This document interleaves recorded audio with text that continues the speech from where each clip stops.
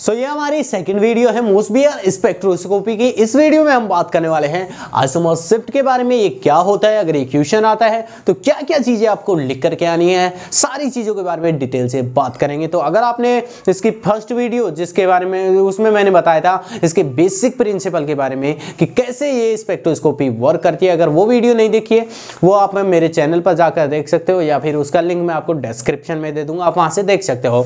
तो सेकेंड चीज है इसमें आइसोमर शिफ्ट। आइसोमर शिफ्ट काफी इंपॉर्टेंट टॉपिक है और ये लगभग एग्जाम में पूछा जाता है, ठीक है। तो आइसोमर शिफ्ट की अगर बात करें तो आइसोमर शिफ्ट क्या होता है? Isomer shift is similar to the chemical shift. Isomer shift chemical shift जैसी ही चीज होती है, बस केमिकल शिफ्ट को हम एनएमआर स्पेक्ट्रोस्कोपी में यूज करते हैं और आइसोमर शिफ्ट को हम मोसबियर स्पेक्ट्रोस्कोपी में यूज करते हैं, चीज वही है। तो केमिकल शिफ्ट क्या होता है? केमिकल शिफ्ट होता है the distance in between signal and reference. उस डिस्टेंस को हम बोलते हैं केमिकल शिफ्ट, किसमें? एनएमआर स्पेक्ट्रोस्कोपी में। लेकिन यहां पर हमारा जो सिग्नल आएगा ना और हमारा जो रेफरेंस है उसके बीच की जो डिस्टेंस है उसको हम बोलेंगे आइसोमर शिफ्ट। दोनों चीजें सेम है लेकिन केमिकल शिफ्ट हम एनएमआर में पढ़ते हैं और आइसोमर शिफ्ट को हम पढ़ते हैं मोसबियर स्पेक्ट्रोस्कोपी में, ठीक है, ठीक है। Which gives the information about the distance of signal from reference. ये हमें इंफॉर्मेशन देती है, ये हमें बताती है कि हमारा जो सिग्नल आया है वो कितनी दूरी पर आया है, कहां पर आया है, ठीक है। और उसके जरिए हमें पता चलता है कि हमारा जो न्यूक्लियस है उसका एनवायरनमेंट कैसा है। इन सारी चीजों के बारे में हमें सिग्नल से पता चलता है और ये न्यूक्लियस से हम डील करते हैं इस स्पेक्ट्रोस्कोप। और इस स्पेक्ट्रोस्कोपी में हमारे पास केवल दो एलिमेंट होते हैं, फेरस और टिन, क्योंकि ज्यादातर 70 से 80% वर्क केवल इन दो एटम्स पर ही हुआ है। हमारा जो न्यूक्लियस होता है वो गामा रेडिएशन को ऑब्जर्व करता है और लोअर एनर्जी स्टेट से हायर एनर्जी स्टेट में चला जाता है, जिससे वो एनर्जी गामा फोटॉन्स को ऑब्जर्व करेगा तो हमारा डिटेक्टर बता देगा कि इस एनर्जी को इसने ऑब्जर्व किया है। वही है हमारा सिग्नल, ठीक है। और जो सिग्नल आएगा उस सिग्नल से हमारे रेफरेंस के बीच की जो डिस्टेंस है उसको बोलेंगे आइसोमर शिफ्ट, ठीक है। It is denoted by delta, यानी कि डेल्टा से इसे डिनोट करते हैं। केमिकल शिफ्ट को भी हम डेल्टा से ही डिनोट करते हैं और आइसोमर शिफ्ट को भी डेल्टा से डिनोट करते हैं। And the value of isomer shift is depends on the S electron density, यानी कि जो आइसोमर शिफ्ट की जो वैल्यू होती है ये डिपेंड करती है एस इलेक्ट्रॉन डेंसिटी। और एस इलेक्ट्रॉन डेंसिटी क्या होती है? यानी कि हमारा जो एस ऑर्बिटल है, और कौन सा एस ऑर्बिटल? जो हमारे न्यूक्लियस के लास्ट ऑर्बिटल यानी कि वैलेंस शेल में जो एस ऑर्बिटल है उस एस ऑर्बिटल में कितने इलेक्ट्रॉन प्रेजेंट है, उस एस ऑर्बिटल की जो इलेक्ट्रॉन्स हैं उनको बोलेंगे हम एस इलेक्ट्रॉन डेंसिटी। तो हमारी जो आइसोमर शिफ्ट की जो वैल्यू है वो डिपेंड करती है हमारी एस इलेक्ट्रॉन डेंसिटी। और एस इलेक्ट्रॉन डेंसिटी कौन सी? वैलेंस शेल की एस इलेक्ट्रॉन डेंसिटी पर डिपेंड करती है आइसोमर शिफ्ट की वैल्यू, ठीक है। और देखो यहाँ पर एस इलेक्ट्रॉन डेंसिटी किस तरीके से इफेक्टेड करती है वो देखते हैं। यहाँ पर हमारा जो न्यूक्लियस है ये न्यूक्लियस ग्राउंड स्टेट से एक्साइटेड स्टेट में जाएगा और यहां से उठ करके उसे एक्साइटेड स्टेट में पहुंचने के लिए जो एनर्जी चाहिए, जो एनर्जी गैप है वो डिपेंड करता है एस इलेक्ट्रॉन डेंसिटी। तो यहां पर अगर एस इलेक्ट्रॉन डेंसिटी बढ़ती है यानी कि एस ऑर्बिटल में अगर इलेक्ट्रॉन्स आते हैं उस कंडीशन में हमारी डेल वैल्यू यानी कि आइसोमर शिफ्ट की वैल्यू घट भी सकती है, बढ़ भी सकती है। यानी कि जो एनर्जी गैप है ना ग्राउंड स्टेट और एक्साइटेड स्टेट के बीच का जो एनर्जी गैप है वो घट भी सकता है और बढ़ भी सकता है। वो डिपेंड करता है कि हमारा न्यूक्लियस कौन सा है, फेरस का न्यूक्लियस है या फिर टिन का न्यूक्लियस है। और इसके लिए इसको जांच करने के लिए कि आइसोमर शिफ्ट की वैल्यू कितनी होगी, इसके लिए हमारे पास फॉर्मूला होता है। इसमें हम वैल्यूज पुट करेंगे जिससे हमें डेल वैल्यू पता चल जाएगी, यानी कि आइसोमर शिफ्ट की वैल्यू पता चल जाएगी। इसमें क्या होता है वो आगे बात करेंगे कि ये किस तरीके से कैसे होता है, इसमें ये सारी चीजें आगे बात करेंगे, तो ठीक है। And also affected by P and D electron density of valence shell, यानी कि हमारे जो पी और डी ऑर्बिटल में जो इलेक्ट्रॉन डेंसिटी है उस पर भी इफेक्ट पड़ता है, यानी कि उसका भी इफेक्ट पड़ता है हमारी जो आइसोमर शिफ्ट की जो वैल्यू है उस पर। यानी कि जो एनर्जी गैप है ना न्यूक्लियस का ग्राउंड स्टेट से और एक्साइटेड स्टेट के बीच का जो एनर्जी गैप है वो किन किन चीजों से इफेक्टेड होता है? वो सबसे ज्यादा एस इलेक्ट्रॉन डेंसिटी, यानी कि मेजरली हम क्या देखेंगे? S electron density. उसके बाद पी और डी ऑर्बिटल में जो इलेक्ट्रॉन डेंसिटी है वो भी इफेक्ट करती है इस एनर्जी गैप को। अगर सोच के देखो यार, ये एनर्जी गैप कम होगा तो हमारा सिग्नल जल्दी आएगा और इंटेंस पीक हमें देखने को मिलेगी, क्योंकि सारा का सारा कमाल ना इस ग्राउंड स्टेट और एक्साइटेड स्टेट के बीच की जो एनर्जी गैप है ना, इसका ही है। अगर ये घटेगा तो हमारा जो न्यूक्लियस है वो फटाक से ऊपर चला जाएगा और हमें इंटेंस पीक देखने को मिलेगी। और अगर ये इतना ज्यादा गैप है, यानी कि बहुत ज्यादा गैप है, तो हमारा जो न्यूक्लियस है वो नहीं जा पाएगा, उसे एनर्जी नहीं मिल पाएगी और हमें इतना साफ स्पेक्ट्रा या फिर हमें सिग्नल नहीं देखने को मिलेंगे। और ये जो एनर्जी गैप है ये डिपेंड करता है एस इलेक्ट्रॉन डेंसिटी पर और पी और डी ऑर्बिटल में जो इलेक्ट्रॉन डेंसिटी है उस पर। और ये सारे के सारे जो पी, डी और एस इलेक्ट्रॉन डेंसिटी की बात कर रहा हूं ना, ये सारे के सारे हमारे वैलेंस सेल होने चाहिए, यानी कि वैलेंस ऑर्बिटल होने चाहिए, हमारे अंदर के नहीं, बाहर की जो ऑर्बिटल है ना उसकी बात कर रहा हूं, वैलेंस सेल के इलेक्ट्रॉनों की बात कर रहा हूं मैं, ठीक है, खासकर एस इलेक्ट्रॉन डेंसिटी। अब एस इलेक्ट्रॉन डेंसिटी फेरस के केस में अलग होती है और टिन के केस में अलग होती है, यानी कि अगर मैं एस इलेक्ट्रॉन डेंसिटी बढ़ाऊंगा तो हमारी डेल वैल्यू, आइसोमर शिफ्ट की वैल्यू है, बढ़ भी सकती है, घट भी सकती है, वो डिपेंड करता है हमारा न्यूक्लियस कौन सा है। वो आगे सारी चीजें क्लियर होंगी, अब बस जैसे जैसे मैं चलता जा रहा हूं वैसे वैसे ध्यान से देखते जाना, ठीक है। तो यहां तक हम पहुंच गए कि, तो यहां पर हम पहुंच गए कि पी और डी इलेक्ट्रॉन डेंसिटी पर भी इफेक्ट पड़ता है, लेकिन मेजरली हम देखते हैं एस इलेक्ट्रॉन डेंसिटी को। तो यहां पर डेल्टा वैल्यू अगर देखें, डेल इजकल टू के और यहां पर सी जो है ये कांस्टेंट है, और यहां पर डेल आर क्या है, डेल आर है हमारी, del R equal to R E S minus R G S. R E S क्या है, एक्साइटेड, ई एस मतलब एक्साइटेड स्टेट है और जी एस मतलब ग्राउंड स्टेट है, आर मतलब रेडियस ऑफ न्यूक्लियस है, यानी कि R E excited state, excited state में न्यूक्लियस की जो रेडियस है वो कितनी होने वाली है। अगर उस रेडियस में, एक्साइटेड स्टेट की बात कर रहा हूं, उस रेडियस में, उस न्यूक्लियस की रेडियस में अगर मैं ग्राउंड स्टेट में जो प्रेजेंट है हमारा न्यूक्लियस, उसकी रेडियस को घटा दूंगा तो हमारी डेल आर की वैल्यू आ जाएगी, ठीक है।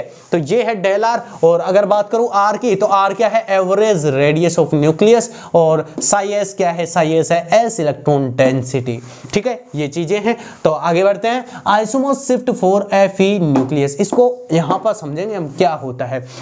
तो अगर एफी न्यूक्लियस की बात करूं ना, तो एफी न्यूक्लियस में जो डेल आर जो है, इस डेल आर की वैल्यू नेगेटिव होती है। ये हम कैलकुलेट नहीं कर सकते हैं, ये कैलकुलेटेड डाटा होता है। डेल आर की वैल्यू जो होती है एफी के केस में नेगेटिव होती है। अगर यहां पर आप नेगेटिव वैल्यूज पुट करोगे ना, तो उस कंडीशन में क्या होगा, अगर यहां पर नेगेटिव पुट करता हूं मैं, तो नेगेटिव यहां पर ये भी नेगेटिव हो जाएगा, यानी कि जैसे जैसे इलेक्ट्रॉन डेंसिटी हमारी बढ़ेगी, एस ऑर्बिटल में इलेक्ट्रॉन डेंसिटी बढ़ेगी, आइसोमर शिफ्ट की वैल्यू घटती चली जाएगी। और अगर यहां पर एस इलेक्ट्रॉन डेंसिटी घटेगी तो हमारी डेल वैल्यू बढ़ती चली जाएगी एफई के केस में, क्योंकि एफई के लिए डेल आर की वैल्यू जो होती है वो नेगेटिव होती है। आपको इतना याद रखना है, डेल आर की वैल्यू फेरस के केस में नेगेटिव होती है और टिन के केस में हमारी डेल आर की वैल्यू पॉजिटिव होती है। और नेगेटिव अगर हम यहां पर पुट करते हैं तो उस केस में जैसे जैसे ये बढ़ेगी, यानी कि एस इलेक्ट्रॉन डेंसिटी जैसे जैसे बढ़ेगी,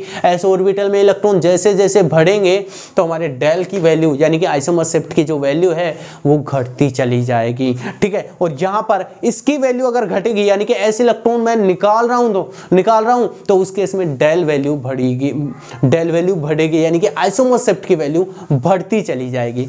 तो देखो, for Fe nucleus the value of del R is negative होती है डेल आर की वैल्यू एफई के केस में। So that's why the S electron density is inversely proportional to the value of isomer shift.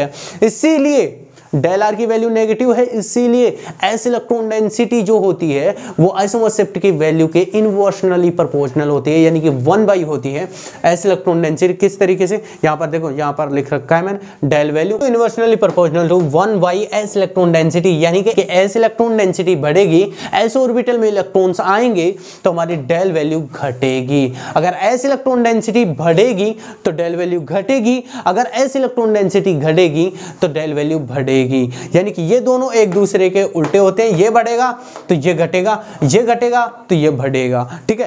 और अगर बात करें del value p और d इलेक्ट्रॉन डेंसिटी की, तो p और d ऑर्बिटल में अगर इलेक्ट्रॉन आते हैं, सोच के देखो, p ऑर्बिटल और d ऑर्बिटल क्या काम करते हैं, एस जो ऑर्बिटल में इलेक्ट्रॉन्स है ना, उनका प्रभाव, उनका जो इफेक्ट है उनको कम करते हैं, क्योंकि जैसे जैसे p और d ऑर्बिटल में इलेक्ट्रॉन आएंगे तो स्क्रीनिंग इफेक्ट की वजह से जो हमारे s ऑर्बिटल में जो इलेक्ट्रॉन होंगे उनका इफेक्ट इतना ज्यादा नहीं हो पाएगा, और जैसे जैसे p और d ऑर्बिटल में इलेक्ट्रॉन डेंसिटी बढ़ेगी वैसे वैसे जो s इलेक्ट्रॉन डेंसिटी है वो घटती चली जाएगी। तो जो p और d इलेक्ट्रॉन, सोच के देखो, अगर p और d इलेक्ट्रॉन डेंसिटी बढ़ेगी, यानी कि p और d ऑर्बिटल में मैं इलेक्ट्रॉन डालूंगा, इससे क्या होगा, s इलेक्ट्रॉन डेंसिटी घटेगी। अब s इलेक्ट्रॉन डेंसिटी अगर घटती है तो डेल वैल्यू आराम से बढ़ेगी, यानी कि खेल सारा s इलेक्ट्रॉन डेंसिटी का है। अब s इलेक्ट्रॉन डेंसिटी अगर डायरेक्ट खुद ब खुद घटती है तो हमारा डेल वैल्यू बढ़ेगी। अगर s इलेक्ट्रॉन डेंसिटी, दो हमारे पास ऐसे केस हैं जिसमें s ऑर्बिटल में 0 इलेक्ट्रॉन है, फेरस है हमारे पास, एक मान लो फेरस है, एक फेरस प्लस है, इन दोनों केसेस में हमारे पास s ऑर्बिटल में 0 इलेक्ट्रॉन है, मान लो 0 इलेक्ट्रॉन है, तो दूसरी कंडीशन क्या देखेंगे हम कि हाँ, इन दोनों में फेरस प्लस और फेरस और फेरस प्लस में d और p में कितनी इलेक्ट्रॉन डेंसिटी है। जिसके पास d और p में ज्यादा इलेक्ट्रॉन होंगे, वैलेंस शेल की बात कर रहा हूं, d और p में ज्यादा इलेक्ट्रॉन होंगे, उनके लिए डेल्टा वैल्यू ज्यादा आएगी। क्योंकि s का केस देख लिया, s ऑर्बिटल में 0 इलेक्ट्रॉन है इन दोनों में, फेरस और फेरस प्लस में, मैं इमेजिन कर रहा हूं। बाकी हम एग्जांपल्स देखेंगे, यहाँ पर हमारे पास कुछ एग्जांपल्स होंगे, इनमें देखेंगे किस तरीके से होगा। ठीक है, तो जैसे जैसे अगर p और d ऑर्बिटल में इलेक्ट्रॉन्स आएंगे तो हमारी डेल्टा वैल्यू बढ़ेगी, क्योंकि यहाँ पर p और d में इलेक्ट्रॉन आएंगे, स्क्रीनिंग इफेक्ट की वजह से इसका जो इफेक्ट है वो कम हो जाएगा। ठीक है, and p and d electron density is directly proportional to the value of isomer shift, यानी कि हमारी जो p और d में जो इलेक्ट्रॉन डेंसिटी है ये डायरेक्टली प्रोपोर्शनल होती है, यानी कि ये जैसे जैसे बढ़ेंगी d और p में इलेक्ट्रॉन डेंसिटी वैसे वैसे डेल्टा वैल्यू बढ़ेगी। ठीक है, ड्यू टू स्क्रीनिंग इफेक्ट की वजह से it can be explain by the following example, इसे हम अच्छे से इस एग्जांपल के थ्रू समझ सकते हैं। यहाँ पर हमारे पास 4 एग्जाम्पल है, यानी कि अगर मान लो हमारे पास 2 कंपाउंड है, सोच के देखो 2 कंपाउंड है हमारे पास, एक में फेरस है, फेरस प्लस है, और एक में फेरस +2 की ऑक्सीडेशन स्टेट में है।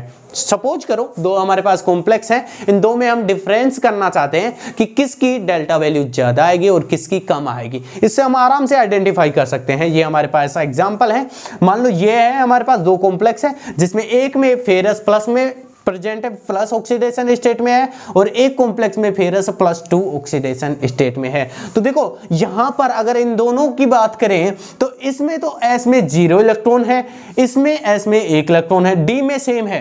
ठीक है, d में सेम है, लेकिन s में यहां पर 0 है, यहां पर 1 है। तो जैसे ही अगर इलेक्ट्रॉन डेंसिटी बढ़ेगी s ऑर्बिटल में तो हमारी जो डेल्टा वैल्यू है ये घटेगी। अगर इसमें बढ़ती है, इन दोनों की केस की बात करें, यहाँ पर 1 इलेक्ट्रॉन है, यहाँ पर 0 इलेक्ट्रॉन है, यानी कि s इलेक्ट्रॉन डेंसिटी इसमें ज्यादा है, इसमें कम है, तो इसकी डेल्टा वैल्यू क्या आएगी, इसकी डेल्टा वैल्यू हमारी कम आएगी। क्यों आएगी, क्योंकि देखो s इलेक्ट्रॉन डेंसिटी इसमें ज्यादा है तो डेल्टा वैल्यू कम होगी, इसमें s इलेक्ट्रॉन डेंसिटी कम है तो डेल्टा वैल्यू ज्यादा आएगी। यानी कि ये जो है फेरस 2+, ये हमारे जो डिस्टेंस है इसकी रेफरेंस और इसकी जो सिग्नल आएगा उसकी डिस्टेंस ज्यादा होगी एज कंपेयर टू इसके, यानी कि इसमें डेल्टा वैल्यू जो है आइसोमर शिफ्ट की वैल्यू ज्यादा होगी। तो यहाँ पर हमारे पास फेरस है, फेरस प्लस है, फेरस 2+ है, फेरस 3+ है, इनका इलेक्ट्रॉनिक कॉन्फ़िगरेशन निकालना है आपको। इलेक्ट्रॉनिक कॉन्फ़िगरेशन ये होने वाला है। इनकी बात करें तो इसमें देखो यहाँ पर s में 2 इलेक्ट्रॉन है, इसमें 1 इलेक्ट्रॉन है, d में वही 6 यहाँ पर इनमें देखो यहाँ इसमें 4s 0 है, 3d 6 है, और यहाँ पर हमारे s में 0 है और d में 5 है। अगर इन सब की बात करें तो इनमें सबसे ज्यादा डेल्टा वैल्यू किसकी आएगी, तो यहां पर फेरस 2+ की आ रही है। क्यों आ रही है, क्योंकि भाई साहब यहां पर 0 ऑर्बिटल, देखो s ऑर्बिटल में यहां पर 0 इलेक्ट्रॉन है। अब 0 इलेक्ट्रॉन है, इन सारे के सारे केसेस जितने भी केस हैं यहां पर इन दोनों की बात करेंगे, क्योंकि s इलेक्ट्रॉन डेंसिटी यहां पर तो s इलेक्ट्रॉन डेंसिटी है, तो आइसोमर शिफ्ट की देखो यहां पर s इलेक्ट्रॉन डेंसिटी ज्यादा है इनके कंपैरिजन में। अब अब ऐसे इलेक्ट्रॉन डेंसिटी ज़्यादा है तो आइसोमर शिफ्ट की वैल्यू कम होगी। तो यहाँ पर हमें इन दोनों को देखना है क्योंकि इनमें जीरो है इसमें इलेक्ट्रॉन, तो इन दोनों की बात करें तो इसमें भी जीरो है इसमें भी जीरो है, लेकिन इसमें 3D में 6 इलेक्ट्रॉन है, इसमें 3D में 5 इलेक्ट्रॉन है। और जैसे जैसे इलेक्ट्रॉन डेंसिटी D और P में बढ़ती है तो डेल्टा वैल्यू बढ़ती है। इन दोनों की बात करें S में 0 0 है, लेकिन D में इसके पास 6 है, इसके पास D में 5 है, तो इसकी आइसोमर शिफ्ट की वैल्यू ज्यादा होगी। और दूसरी चीज S में 0 है, S की वैल्यू घट रही है तो डेल्टा वैल्यू बढ़ेगी। यहाँ पर S में इलेक्ट्रॉन है तो इसमें S में बढ़ रही है डेल्टा वैल्यू, S में इलेक्ट्रॉन डेंसिटी बढ़ रही है तो डेल्टा वैल्यू घटेगी। तो ये तो बाद में आने वाले हैं। लड़ाई इन दोनों की थी, ये जीत गया क्योंकि इसके पास D में इलेक्ट्रॉन ज्यादा है और D में इलेक्ट्रॉन ज्यादा है। फेरस के केस में D में इलेक्ट्रॉन ज्यादा है तो वो डायरेक्टली प्रोपोर्शनल होती है डेल्टा वैल्यू के। ठीक है, तो सबसे पहले ये आएगा, इस आइसोमर शिफ्ट की वैल्यू इसमें ज्यादा आएगी। इसके बाद 3+ आएगा, क्यों? क्योंकि देखो इसके पास s ऑर्बिटल में इलेक्ट्रॉन है, एटलीस्ट इसके पास s ऑर्बिटल में इलेक्ट्रॉन नहीं है, तो यहाँ पर इसके बाद ये आएगा। क्योंकि देखो यहाँ पर s में एक भी इलेक्ट्रॉन नहीं है। s प्रेफरेबली हम सबसे पहले हम देखेंगे s ऑर्बिटल को। अगर s में इलेक्ट्रॉन नहीं है तो भाई साहब उसी को हम प्रेफरेंस देंगे। तो s में इलेक्ट्रॉन इसमें नहीं है तो ये इसके बाद आएगा। और अब है इन दोनों की लड़ाई, तो इसमें s में 1 इलेक्ट्रॉन है, D में सेम है, s में इसमें 1 इलेक्ट्रॉन है, इसमें 2। s इलेक्ट्रॉन डेंसिटी अगर बढ़ेगी, इसमें बढ़ रही है तो डेल्टा वैल्यू घटेगी, इसमें कम है इसके कंपैरिजन में तो डेल्टा वैल्यू इसकी ज्यादा आएगी। तो फेरस प्लस आएगा, सबसे बाद में फेरस आएगा। तो इस तरीके से डेल्टा वैल्यू आती है। इसमें आपको इलेक्ट्रॉनिक कॉन्फ़िगरेशन निकालना है और डेल्टा वैल्यू आपको ऑटोमेटिकली पता चल जाएगी। ठीक है, तो ये होता है इसका रिलेशनशिप। ठीक है, अगली चीज isomer shift for SN nucleus. SN nucleus में क्या होता है? SN न्यूक्लियस में जो डेल्टा वैल्यू जो होती है, डेल्टा R जो होता है, ये डेल्टा R पॉजिटिव होता है। For SN nucleus the value of delta R is positive, so the S electron density is directly related to the isomer shift। यानी कि जो SN जो होता है या जो टिन जो होता है, यानी कि जो SN है, SN एटम, इसके केस में डेल्टा R की जो वैल्यू है ये हमारी पॉजिटिव आती है। अगर यहाँ पर पॉजिटिव पुट करते हैं उस केस में क्या होगा? जैसे जैसे देखो पॉजिटिव आ रही है तो ये भी पॉजिटिव हो जाएगी, तो जैसे जैसे S इलेक्ट्रॉन डेंसिटी बढ़ेगी डेल्टा वैल्यू बढ़ेगी। पिछले केस में ये नेगेटिव हो रही थी, तो अगर नेगेटिव बढ़ेगा, सोच के देखो यार, नेगेटिव मतलब S इलेक्ट्रॉन डेंसिटी बढ़ेगी तो इसकी वैल्यू घटेगी, इसकी वैल्यू कम आएगी। तो यहाँ पर तो पॉजिटिव आ रही है, डेल्टा R की वैल्यू टिन के केस में पॉजिटिव है, इसलिए जो S इलेक्ट्रॉन डेंसिटी है ये भी पॉजिटिव रहेगी। तो जैसे जैसे S इलेक्ट्रॉन डेंसिटी बढ़ेगी आइसोमर शिफ्ट की वैल्यू बढ़ेगी, जैसे जैसे S में इलेक्ट्रॉन डेंसिटी घटेगी आइसोमर शिफ्ट की वैल्यू भी घटेगी। अब देखो S ऑर्बिटल में इलेक्ट्रॉन डेंसिटी बढ़ेगी और बढ़ेगी तो आइसोमर शिफ्ट की वैल्यू बढ़ेगी। अब इससे मान लो हमारे पास दो केसेस हैं, दो केस हमारे पास, इन दोनों में S इलेक्ट्रॉन डेंसिटी सेम है, बरोबर है। इसके बाद क्या देखेंगे? P और D में इलेक्ट्रॉन डेंसिटी। अब P और D ऑर्बिटल के जो इलेक्ट्रॉन्स हैं ये स्क्रीनिंग इफेक्ट की वजह से S ऑर्बिटल का जो इफेक्ट है ना उसको कम कर देते हैं।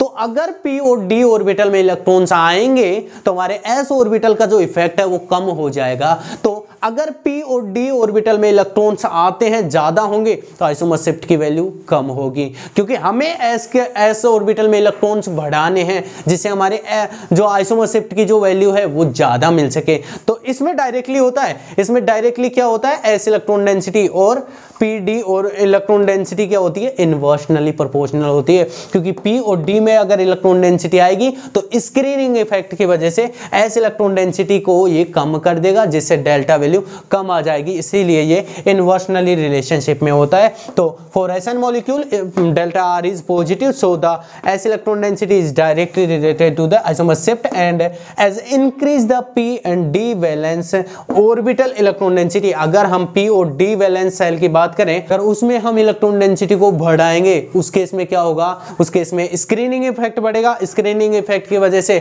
S जो इलेक्ट्रॉन डेंसिटी है इसका इफेक्ट घट जाएगा, और अगर इसका इफेक्ट घटता है तो डेल्टा वैल्यू घट जाएगी, क्योंकि ये डायरेक्ट रिलेशनशिप में होते हैं टिन के केस में, क्योंकि टिन के लिए डेल्टा R की वैल्यू पॉजिटिव होती है।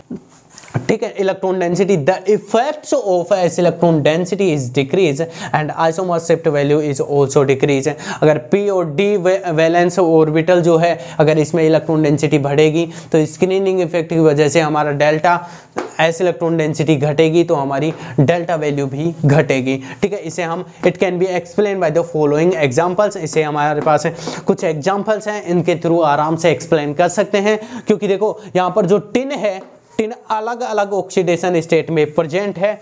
इससे देखो हम आराम से ऑक्सीडेशन स्टेट का पता लगा सकते हैं। यानी कि आइसोमर शिफ्ट जो होती है, आइसोमर शिफ्ट हमें इंफॉर्मेशन देती है कि हमारा जो कोई भी एटम प्रेजेंट है, फेरस या फिर टिन, वो कौन सी ऑक्सीडेशन स्टेट में प्रेजेंट है, इसके बारे में बताता है। क्योंकि हम आराम से यार आइसोमर शिफ्ट की वैल्यू से आराम से पता लगा देंगे कि टिन प्लस में है, +2 में है, +4 में है, किस में है। ठीक है, तो देखो यहाँ पर टिन का इलेक्ट्रॉनिक कॉन्फ़िगरेशन ये होगा, Sn+ का इलेक्ट्रॉनिक कॉन्फ़िगरेशन ये होगा, Sn+2 का ये, +3 का ये, +4 का ये होगा। अगर इसकी बात करें तो देखो यहाँ पर S में 2 इलेक्ट्रॉन, P में 2 इलेक्ट्रॉन। अब ध्यान से देखना, यहाँ पर S जो ऑर्बिटल है ये वैलेंस शेल नहीं है, इसके लिए इलेक्ट्रॉन कहाँ से निकलने वाले हैं, P में, क्योंकि P है यहाँ पर वैलेंस शेल। तो P में इलेक्ट्रॉन डेंसिटी यहाँ तक देखो S में इलेक्ट्रॉन है बराबर 2 2 2, इन तीनों में S में इलेक्ट्रॉन है, लेकिन P में यहाँ पर 2 है, यहाँ पर 1 है, यहाँ पर 0 है। अगर इन तीनों की बात करें तो P में इलेक्ट्रॉन डेंसिटी कम होती जा रही है। अब कम होती जा रही है P में इलेक्ट्रॉन डेंसिटी, तो आइसोमर शिफ्ट की वैल्यू क्या होगी, आइसोमर शिफ्ट की वैल्यू इसके केस में सबसे ज्यादा होगी। क्योंकि P इलेक्ट्रॉन डेंसिटी यहाँ पर बहुत कम है, P इलेक्ट्रॉन डेंसिटी कम है, डेल्टा वैल्यू बढ़ेगी। यहाँ पर P इलेक्ट्रॉन डेंसिटी ज़्यादा है, डेल्टा वैल्यू कम होगी। इनका कंपैरिजन बता रहा हूँ। सबसे ज़्यादा इनकी बात करूँ तो सबसे ज़्यादा इसकी होगी डेल्टा वैल्यू, इसके बाद इसकी और इसके बाद इसकी। लेकिन आगे हमारे पास ये हैं, इसकी बात करूँ तो यहाँ पर S में इलेक्ट्रॉन डेंसिटी घटती जा रही है और यहाँ पर तो S में इलेक्ट्रॉन डेंसिटी है ही नहीं। भाई साहब, S में इलेक्ट्रॉन डेंसिटी अगर हमारी घटेगी तो डेल्टा वैल्यू भी घटेगी। तो सबसे ज्यादा हमारे पास किस में आएगी, यहाँ पर P में 0 इलेक्ट्रॉन है, सारे इलेक्ट्रॉन S में हैं। S इलेक्ट्रॉन डेंसिटी यहाँ पर बहुत ज्यादा है, P में 0 है, तो सबसे ज्यादा डेल्टा वैल्यू किसकी, इसकी आएगी। तो हमारे पास 10+। अब यहाँ पर 1 है, यहाँ पर 0 है, एटलीस्ट यहाँ पर 2 तो हैं। P में हो, P को हम इतनी प्रेफरेंस नहीं देंगे। सबसे पहले हम देखेंगे S ऑर्बिटल को, यहाँ पर देख लो या फिर यहाँ पर देख लो। सबसे पहले हम S ऑर्बिटल को देखेंगे। अगर इन तीनों की बात करें, S में हमारे पास इलेक्ट्रॉन है, S में इलेक्ट्रॉन है, यहाँ पर S में इलेक्ट्रॉन ही नहीं है, तो सबसे बाद में तो यही आएगा, सबसे लास्ट में ये आएगा। लेकिन अगर इन तीनों की बात करें तो सबसे पहले ये आएगा, क्योंकि यहाँ पर P में इलेक्ट्रॉन है ही नहीं, और इसके बाद ये दोनों बच गए। अगर इन दोनों की बात करें तो इसमें यहाँ पर एक ही है यार, इसके पास तो 2 हैं। P में इलेक्ट्रॉन डेंसिटी बढ़ेगी तो डेल्टा वैल्यू घटेगी, क्योंकि इन्वर्सनली प्रोपोर्शनल है। तो यहाँ पर P में 1 इलेक्ट्रॉन है, S में बराबर है, यहाँ पर P में 2 है, इसमें 1 है, तो ये सबसे पहले आएगा 10+, और इसके बाद आएगा ये। ठीक है, अब बारी है इन दोनों की। यहाँ पर